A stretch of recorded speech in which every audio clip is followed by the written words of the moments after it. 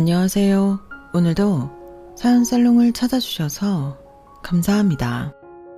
세상 살다 보니 참 원망스러운 일들도 많았고 이렇게까지 나에게 가혹할 수 있나 싶을 정도로 힘든 일들 천지였는데 아직까지 실같이 가느다란 희망의 끈을 놓지 못하고 있는 한 중년 여성이에요.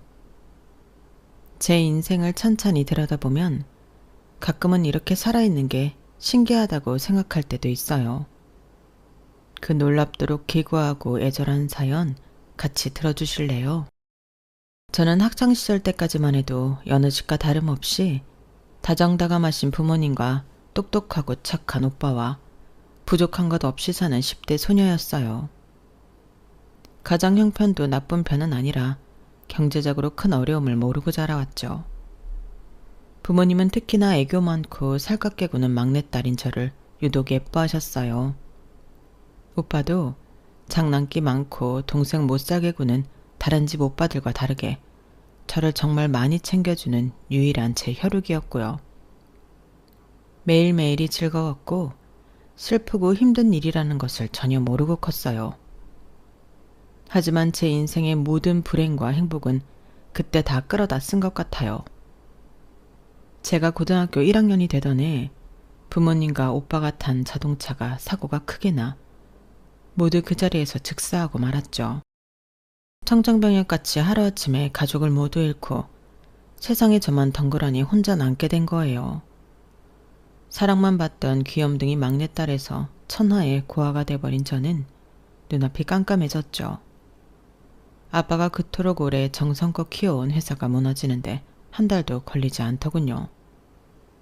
당장 온 집안에는 빨간 딱지로 도배가 되었고 집까지 어디론가 넘어가며 그 빨간 딱지도 볼 수 없게 돼버렸죠. 모든 것을 잃은 제게 더 이상의 화복은 감지덕지였고 학교를 그만둘 수밖에 없어였어요.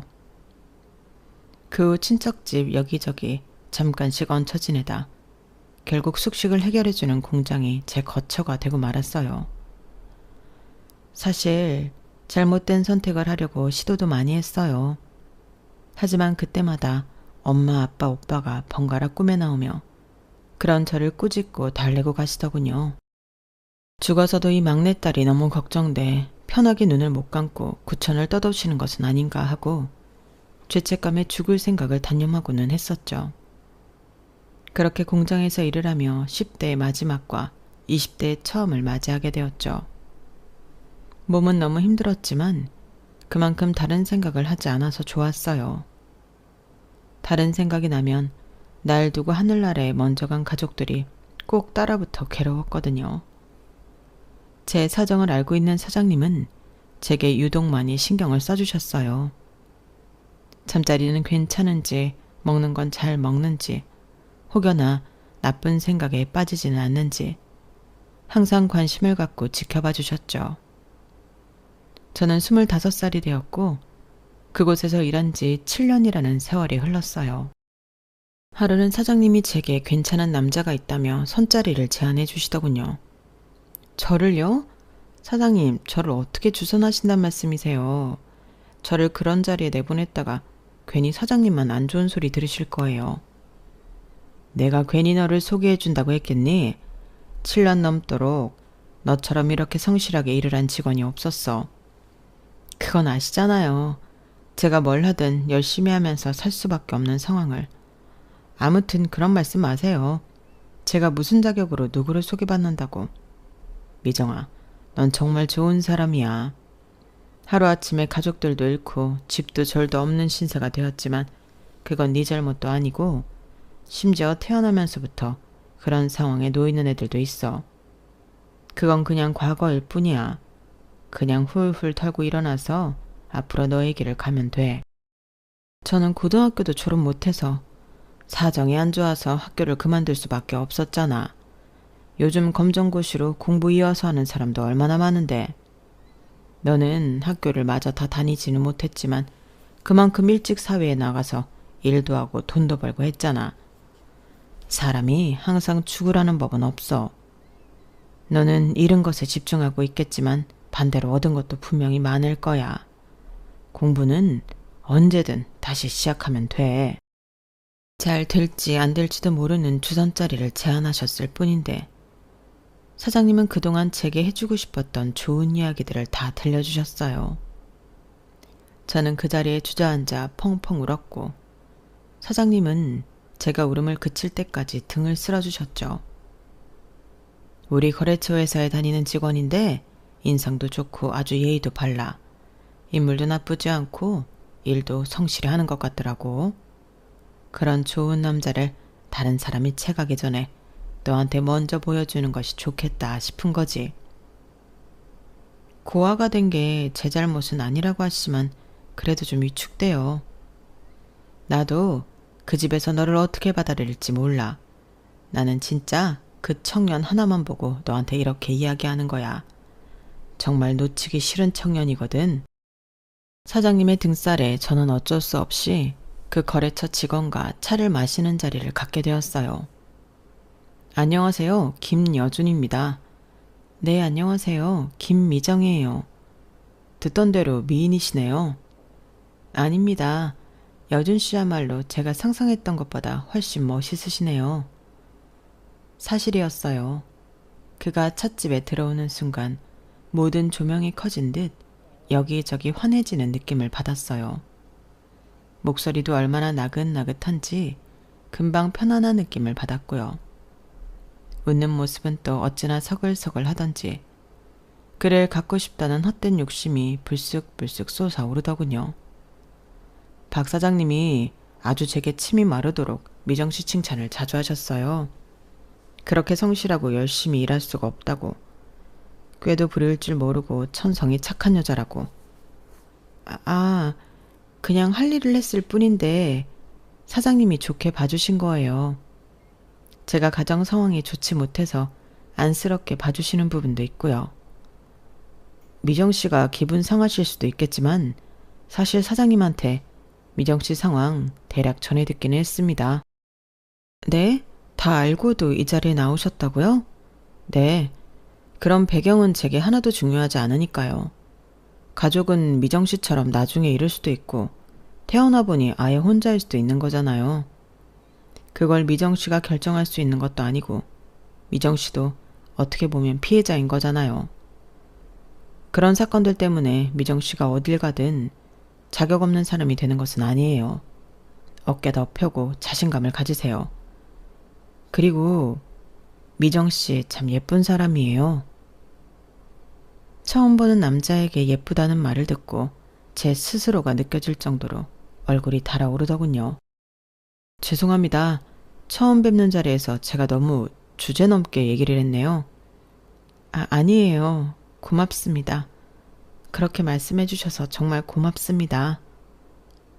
남자의 배려로 저는 정말 오랜만에 슬픔을 모두 내려놓고 하하호호 웃으며 즐거운 시간을 보냈어요. 그는 사장님이 말한 것보다 100배, 1000배는 더 괜찮은 남자였어요. 그렇게 그와의 인연이 이어졌고 저의 첫사랑이 시작되었죠. 저는 진심으로 그의 아내가 되고 싶었지만 그의 부모님이 마음에 걸렸어요. 혹여라도 고아에 고등학교도 졸업 못해 공장일만 했다고 싫어하시면 어쩌지? 제 걱정을 아는 듯 그는 제 손을 잡고 말했어요. 미정아, 아무 걱정하지 마.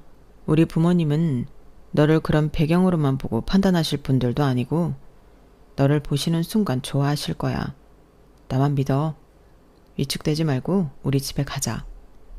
그의 리드로 처음 부모님을 뵈러 갔어요. 조금 무뚝뚝해 보이는 아버지와 너무 인자한 얼굴로 저를 맞아주시는 어머님에게 인사를 드렸죠. 아버지는 꾸벅 제 인사를 받고는 가타부타 다른 말이 없으셨고 어머니는 제 손부터 덥석 잡으셨어요. 미정이구나. 얘기 많이 들었어. 참 곱게도 생겼네. 이렇게 만나게 되어서 반가워. 오래 알고 지낸 지인처럼 어머니는 처음부터 저를 반갑게 맞아주셨고 요즘 사람들 말처럼 눈에 꿀이 뚝뚝 떨어지게 쳐다보셨어요. 엄마, 미정이 부담스럽게 그 손이라도 이제 좀 놔줘요. 어머나, 너무 반가워서 그만. 미안해. 괜찮습니다. 저는 속으로 생각했어요. 혹시 어머니가 내 상황을 모르시고 이렇게 예뻐해 주시는 건가? 내 사정을 다 아시면 태도가 달라지진 않으실까? 조마조마하고 끊임없이 걱정이 되더군요. 미정아, 내가 말이야 우리 여준이한테 미정이 상황에 대해 대략 듣기는 했는데 알고 계셨군요. 그런데 미정이를 처음 본 순간 왠지 우리 식구가 될 것 같다는 느낌이 확 들었어. 예의가 아닌 거 알지만 괜찮다면 미정이가 직접 그동안 무슨 일이 있었는지 말해줄 수 있을까? 저는 어머니에게 처음부터 끝까지 제게 과거 일어났던 모든 일을 말씀드렸어요. 아버지는 가족의 차 사고 이야기부터 더 듣기 어려우신지 담배를 피러 나가서 한참 뒤에나 돌아오셨어요. 여준 씨는 무거운 얼굴로 제 옆에 앉아서 묵묵히 있었고 어머니는 눈물까지 흘리며 제 손을 잡으셨죠. 에구구, 딱하게 되라. 얼마나 힘들었을까. 고생이 많았네, 미정이가. 오히려 시간이 지나 묻어져 눈물도 나오지 않는 저였는데 어머니는 옆에서 계속 훌쩍거리고 계셨죠. 고마워, 미정아. 이런 어려운 이야기 다 들려줘서. 난 미정이가 참 마음에 드는데 넌 어떠니? 여준이도 미정이를 많이 좋아하는 것 같고 우리가 네 가족이 되어주고 싶은데 그래도 되겠니? 저는 오히려 어머니의 제안을 듣고 눈물을 뚝뚝 흘리기 시작했어요. 울지 마, 미정아. 이제부터 우리랑 함께 행복하게 살자. 너무 감사합니다. 당연히 부모님들로부터 그와의 만남을 거절당하겠거니 생각한 자리로 나갔던 것이었는데 반대로 가족이 되어주겠다는 말을 들으니 다 지나갔다고 생각한 행복의 시간이 벌써 온 것 같아 기쁨의 눈물은 멈출 줄 모르더군요. 그렇게 저와 남편은 한 이불을 덮는 부부 사이가 되었고 제게도 새로운 가족이 생겼어요. 저희는 우선 시댁에서 신혼을 시작하게 되었어요. 남편에게 2명의 누님이 있었는데 다 시집을 가서 남는 방이 있었거든요. 저 역시 그동안 혼자였던 터라 시댁에 들어가 사는 것이 훨씬 좋았어요. 시어머니와는 정말 친정엄마 못지않게 다정하고 살갑게 지냈고 남편 역시 가정적이고 기댈 수 있는 제 버팀목이 되어주었어요. 시아버지도 표현은 안 하셔도 저를 딸같이 생각해 주시는 것 같았죠. 시어머니와는 목욕탕도 같이 가고 시장도 같이 봐오고 요리도 하면서 매일 즐거운 시간을 보냈어요. 한 번은 시아버지 생신날이 되었어요. 어머니와 저는 미역국도 끓이고 이것저것 맛있는 음식을 준비하며 저녁을 기다렸죠. 그때 어머니가 어디론가 전화를 거셨고 처음 통화는 연결되지 않았고 이윽고 2번째 통화는 한숨만 내쉬다 끊으셨어요. 어머니 왜 그러세요? 무슨 일 있으세요? 상이는 전화가 아예 안 되고 상미는 오기 싫은지 영 그렇네. 형님들이요. 상이는 큰형님, 상미는 둘째 형님으로 남편과는 터울이 꽤 있는 편이었어요. 그럴 수밖에 없었던 것이 사실 남편 집은 재혼 집안이었거든요. 시아버지는 지금 어머니를 만나기 전 이미 2 딸이 있는 이혼남이었고 어머니는 처녀였죠. 어쩌다 이 둘이 결혼을 해서 아버님과 어머님 사이에서 제 남편이 태어난 것이고요. 한마디로 2 형님과 남편은 배다른 형제지간이었어요. 큰형님이 11살, 둘째 형님이 9살 때 남편이 태어났고 아들을 품에 안은 시아버지는 2 딸에게 소홀해지기 시작했던 것 같아요. 어머니는 중간에서 형님들까지 품으려 노력을 했지만 한번 엇나간 마음을 다시 잡기에는 너무 어려웠던 일이라고 말씀하시더군요. 상이랑 상미 입장에서는 갑자기 새엄마라고 내가 나타났고 남동생이 태어났는데 사랑을 독차지하는 것 같아 화가 날 법도 하지. 그래서 나는 애들한테 더욱 잘해주려고 노력했는데 걔들 마음에는 차지 않았었나 봐. 매일이 기름과 물처럼 섞이지 못하고 있었지.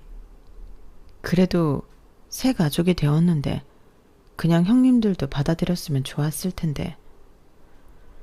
원래는 상희 상미 모두 지 친엄마한테 가겠다고 했는데 오히려 그쪽에서 거절했어. 애들은 친엄마한테까지 환영받지 못하는 애물단지가 된 것 같아 더 좋은 생각을 하기 힘들었을 테고. 아무튼 한 집에 살아도 남처럼 지내는 것 같아 얼마나 숨이 막혔나 몰라. 아버님이 중간에서 다리 역할을 잘 못하셨었나요? 지금 네 시아버지 봐라. 어디 그런 거 할 사람인지. 오히려 내가 싫다고 대드는 상이랑 상미한테 귀싸대기를 날린 적도 있어. 그럴수록 애들과의 불안은 더 심해졌고 여준 아빠가 가만히 있는 게 오히려 더 도움이 될 정도였지. 저런. 그런 상황에서도 걔들을 내 딸이라 생각하며 살았어. 더 좋은 것이 있으면 여준이는 안 주고 오히려 걔들에게 주기도 하고 혹시 몰라 용돈도 항상 두둑히 줬어. 그래도 한번 다친 마음은 어쩔 수가 없나 보더라고. 도통 내게 열어주지 않더라. 그리고는 기다렸다는 듯이 상희는 고등학교를 졸업하자마자 시집을 간다고 집을 나갔고 둘째 상미도 지 언니를 따라 나갔는데 곧바로 남자를 만나 혼인을 했다고 하더라고. 그 이후로는 어떻게 됐어요? 난 마음이 좋지 않았어. 괜히 나랑 여준이 때문에 미래가 창창한 애들을 결혼으로 도망가게 한 건 아닐까 하고. 진짜 어머니 마음이 무거우셨겠어요. 저는 그 두 형님을 한번 만난 적이 있었는데 바로 제 결혼식이었죠. 남편에게 누나가 둘이 있다고는 들었지만 결혼 전에 한 번도 볼 수 없었고 그나마 결혼식 날 유일하게 그 둘을 보게 된 거죠.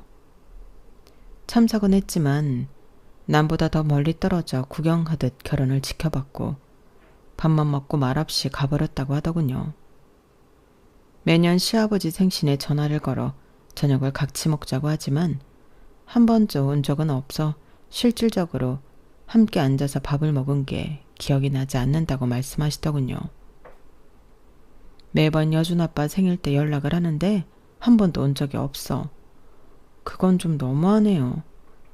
나에 대한 원망이 정말 큰가 봐. 나는 상이랑 상미의 진짜 엄마가 되어주고 싶었는데 모든 마음이 다 통할 수는 없는 건가 봐요. 그래도 여준이가 우리 미정이를 데려와서 딸이 하나 더 생긴 기분이야. 아이, 어머니도 참. 어떻게 보면 그 두 형님이 느꼈을 서운함과 외로움이 이해가 될 듯 하기도 했어요. 하지만 지금 어머니의 성품을 보면 그렇게까지 엇나간 이유가 무엇일까 싶기도 하더군요. 시어머니는 정말 따뜻하고 좋은 분이셨거든요. 다시 한번 시어머니께 제가 더욱 잘해야겠다는 결심이 선 날이었어요. 그렇게 시간이 흐르고 저희 부부는 소중한 아들과 딸을 얻었어요. 혼자로 살아온 제가 온전한 가정을 이루다니 보고도 믿을 수가 없었죠. 하지만 그 이듬해 시아버지가 갑자기 돌아가셨어요. 어머님은 미우나 고우나 제 남편을 낳고 산 세월이 파노라마처럼 흘러간다며 몇 날 며칠 밤을 눈물로 지새우셨어요. 그나마 다행이라고 해야 할지는 모르겠지만 시아버지 장례식에 두 형님이 모습을 드러내었어요. 시어머니는 큰형님과 작은형님 앞에서 기가 죽은 목소리로 말하더군요. 잘 왔다 얘들아. 그동안 잘 지냈니? 어머님의 안부를 비웃기라도 하듯 큰형님이 쌀쌀맞게 말하더군요. 그게 궁금하긴 하세요? 몇 년 만에 만난 그들의 첫인사가 그렇게까지 무례할 줄 상상도 하지 못했어요. 둘째 형님은 기다릴 필요도 없다는 듯이 바로 본론을 얘기하더군요. 제가 아는 지인이 보험회사에 있어서 부탁을 좀 했는데 아빠 사망보험금이 있더라고요. 그거 우선적으로 그쪽으로 넘어간다는 거 아는데요. 솔직히 양심이 있다면 그거 다 꿀꺽 하시면 안 되지 않을까요? 자기 아빠 장례식에서 눈물 한 봉을 보이지 않던 두 자매는 따지듯이 어머님 앞에서 당당히 얘기하더군요. 난 저 사람 간 지 얼마 안 돼서 경황이 없어. 보험이고 뭐고 정리하고 들여보다 볼 새도 없었어. 아니 그러니까 그 번잡스러운 일을 제가 대신 알아봐 드렸잖아요. 다른 잡스러운 건 안 주셔도 되는데 사망보험금만큼은 욕심 안 내셨으면 좋겠네요. 그래도 친딸이 둘이나 이렇게 버젓이 살아있는데. 저는 너무 기가 찼어요. 장례식이 끝난 것도 아닌데 이 자리에서 돈 얘기부터 꺼내는 형님들이 정말 이상하게 보였죠. 그래, 나도 그런 거 욕심 없어. 너희도 저 사람 혈육인데 당연히 내가 줘야지. 저는 너무 놀라 눈을 동그랗게 떴어요. 어머님 입에서 그걸 그들이 말한 대로 주겠다는 말이 나올 줄은 꿈에도 생각 못했거든요. 하지만 평소 시어머니의 인품을 생각하면 사람이 떠난 것을 슬퍼하실 뿐이지 돈에 집착하실 분은 아니시기는 했었죠. 그럼 장례식 끝나는 대로 정리하시고 최대한 빠르고 정확하게 일 처리해서 연락 주세요. 그래, 밥은 먹고 가지 그러니? 상갓집에서 밥 먹으면 체해요. 또각또각 고들소리를 내며 두 형님은 멀어져 갔고 무너지듯 주저앉은 어머님을 부축해 방으로 모셔갔어요. 어머니, 진짜 보험금 주시게요? 나 이런 걸로 저 아이들과 싸움 만들고 싶지 않아. 어머님의 안타까운 마음은 잘 알겠는데요.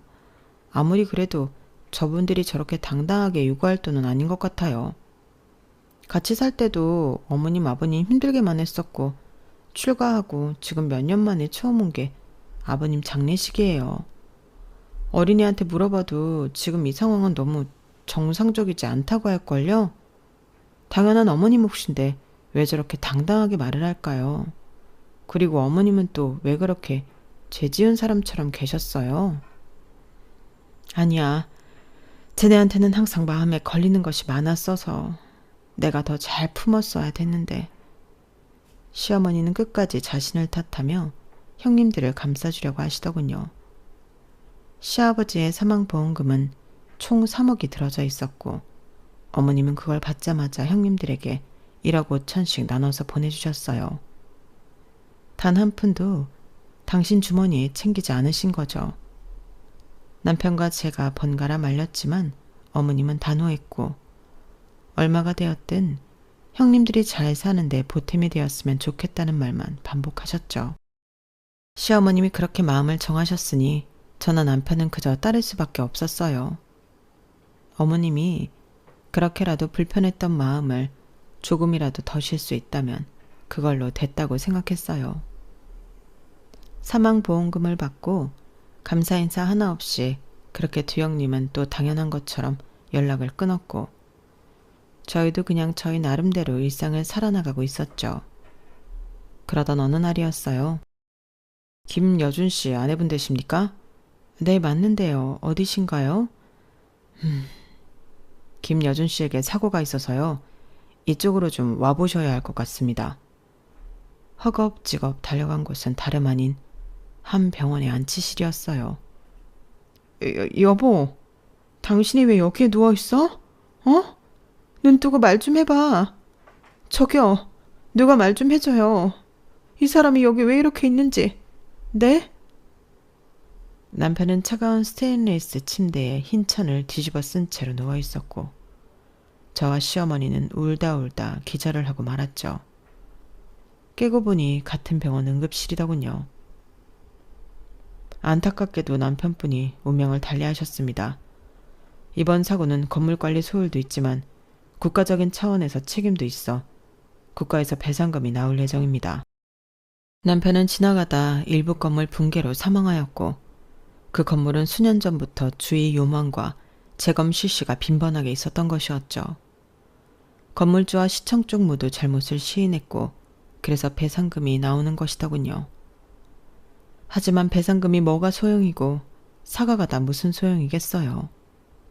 저는 세상 제일 좋은 반려자를, 어머님은 효심 깊은 아들을, 제 아이들은 듬직한 아빠를 잃었는걸요.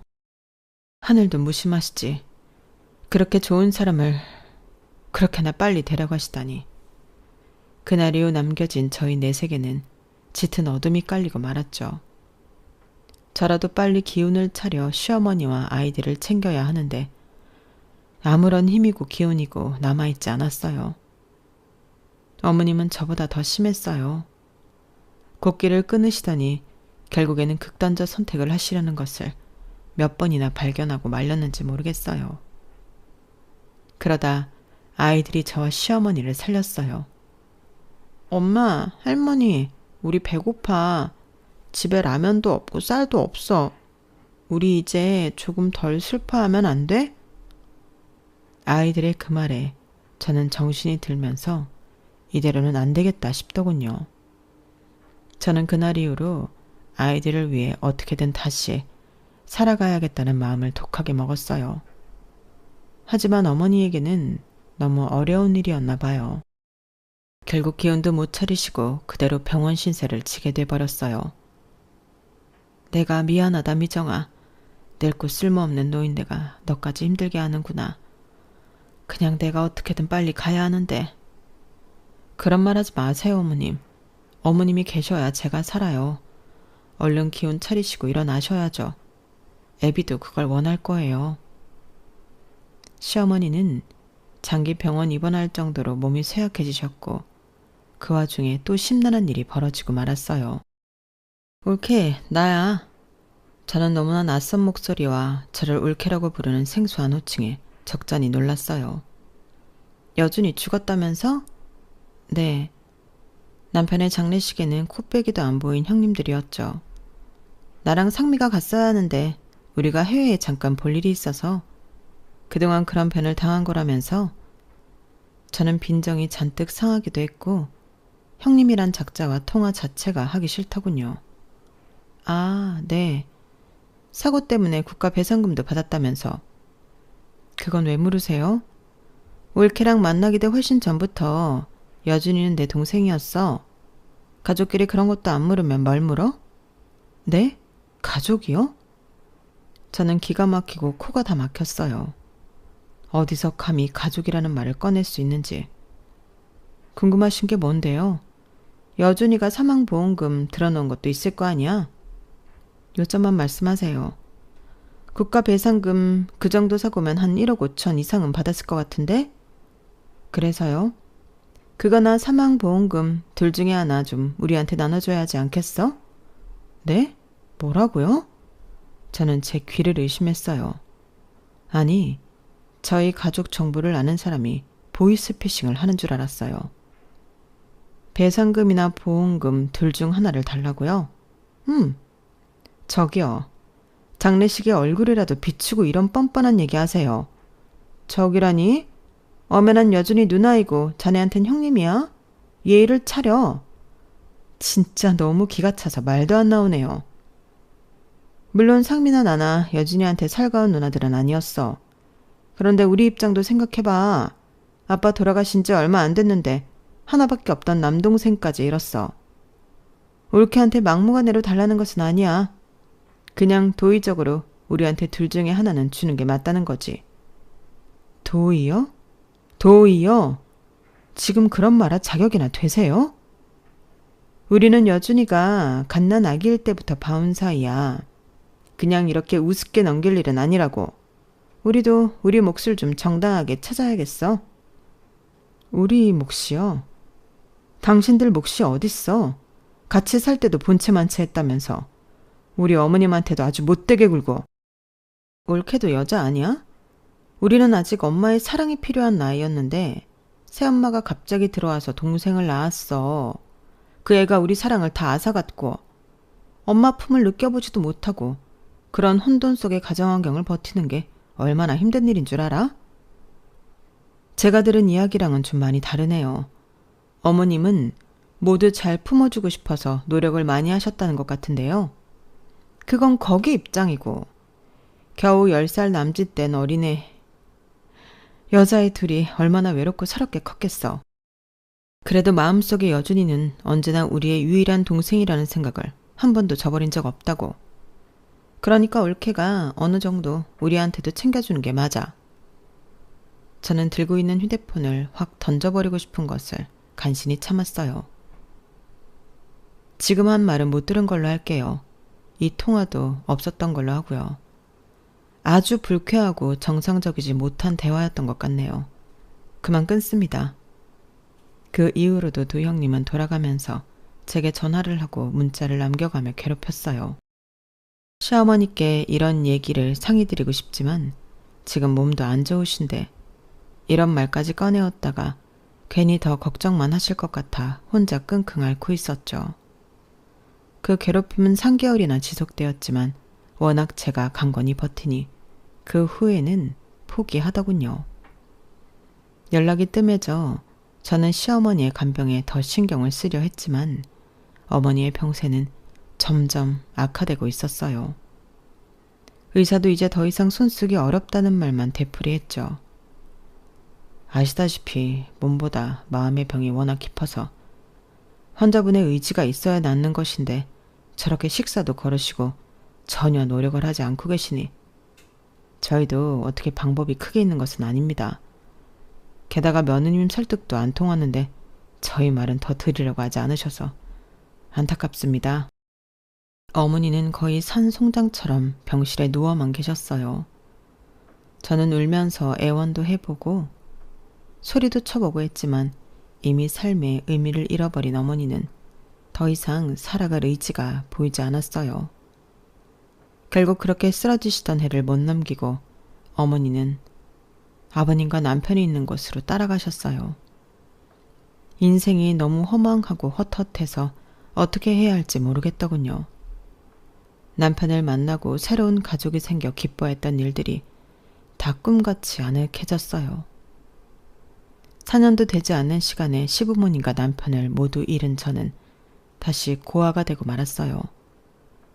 저야말로 그들을 가장 먼저 따라가고 싶은 사람이었어요. 하지만 제 바짓가랑이를 잡는 눈물로 호소하는 아이들을 지켜야 한다는 생각도 들더군요. 저는 주변 사람들에게 온갖 손가락질을 당했어요. 아니, 저 부모랑 오빠 하나 있는 것도 어릴 때 먼저 보냈다며? 그런데 여기 시집와서 이 집 사람들도 다 보내고 지랑 애 새끼들만 남았어. 그러니까요. 아, 소름 끼쳐. 악기가 쉬어도 단단히 쉬었지. 우리 딸한테는 저 집 애들 근처에 얼씬도 하지 말라 그랬어요. 아, 재수없어. 나 원래 미신 안 믿는데 집에 부적이라도 해놔야겠어요. 저는 수모와 비난을 온몸으로 견딜 수밖에 없었어요. 제가 지켜야 할 아이들이 남아있으니까요. 사실 그 사람들 말처럼 저도 저 스스로 의심해 본 적도 있어요. 정말 나 때문에 재수가 없어서 주변 사람들이 계속 죽는 건가 하고 말이죠. 저한테 눈에 보이지 않는 뭔가 씌었다면, 정말 그런 거라면 우리도 아이들도 위험해질 수 있는 거니까요. 저는 시어머니 장례를 치르고 정말 유명하다는 무당은 다 찾아다닐 기세였죠. 하지만 운명은 제게 그런 시간도 허락하지 않더군요. 엄마도 돌아가셨다고? 듣고 싶지 않은 목소리로 전화가 왔어요. 그래요. 이번에도 장례식에는 오지 않으셨더라고요. 두 분 다. 우리도 얼마나 바쁜데 그래서 이렇게 전화했잖아. 그러게요. 많이 바쁘실 텐데 왜요? 또 뭐 어머님 사망보험금이라도 나왔으면 그거 달라고 하시라고 전화했어요? 상대방은 제게 전곡을 찔렸는지 한참을 조용히 있더군요. 우리에게는 유일한 엄마였어. 저는 그 말이 너무 웃겨서 저도 모르게 웃음이 나올 뻔했어요. 진짜야. 어릴 때는 그냥 새엄마라 싫게만 했는데 우리도 이 나이 들고 애들도 크고 하니까 엄마 마음이 이해가 되더라. 저기요. 진짜 지금이라도 어디 가서 연기 오디션 보도 될 것 같아요. 어머님한테는 이렇게 연기 잘해서 아버님 사망보험금 받으셨을지 몰라도 저한테는 어림도 없어요. 제가 시집 오고 나서 시댁에서 당신들 얼굴 한 번도 본 적 없고요. 어머님 아버님한테 먼저 연락하는 꼴도 본 적 없고요. 애 아빠랑 어머님 돌아가셨을 때는 장례식에서도 볼 수가 없었고요. 도대체 당신들은 무슨 낯짝으로 계속 이런 걸 요구하는 거예요? 당신들은 뇌의 구조가 다른가요? 지나가는 사람 100이고 1000이고 만이고 잡아서 물어보세요. 이렇게 누구 죽을 때마다 돈 나눠달라고 요구하는 당신들이 정상인지. 당신들도 이게 비정상이라는 건 알고 이 짓거리 하는 거죠? 그냥 얘기라도 꺼내서 콩고물이라도 떨어지면 감사한 거지. 하는 못된 마음으로 저 찔러보는 거죠. 죽은 사람들한테 미안한 마음이 들기는 한가요? 고마운 마음이 들기는 해요? 저에게 모든 것을 간파당한 큰형님은 수화기 너머로 분을 참지 못하고 신음소리를 내더군요. 올케는 주제 넘는 소리를 너무 많이 하네? 주제요? 참나, 누가 더 많이 하고 짓거리는지 사람들한테 물어볼까요? 너 진짜 가만 안 둬? 진짜 인정머리라고는 1도 없는 년. 그래도 엄마랑 우리가 살붙이고 산 세월이 얼만데. 남 식구였던 네가 여기 시집왔다고 뭐라도 된 것 같아? 웃기고 앉아있네. 너 좋은 말 할 때 돈 내놔. 아니면 너 더 큰 거가 기다리고 있을 거다. 알았어? 하나도 안 무서우니까 마음대로 하세요. 씩씩거리며 형님은 전화를 끊었고 뒤이어 둘째 형님에게도 쌍욕이 섞인 전화를 받게 되었죠. 하지만 저는 흔들리지 않았어요. 인간으로 보이지도 않았거든요. 며칠 뒤 집 초인종이 요란하게 울렸고 문을 열어보니 경찰들이 서 있었어요. 김희정 씨죠? 김희정 씨 앞으로 신고가 들어와서 왔습니다. 잠깐 동행해 주시죠. 영문을 모르는 저는 겁에 질려 그들과 함께 경찰서로 갔어요. 김상희 씨와 김상미 씨가 김희정 씨를 살인 혐의로 신고했습니다. 적극적으로 협조를 해주셔야겠습니다. 네? 살인이요? 제가요?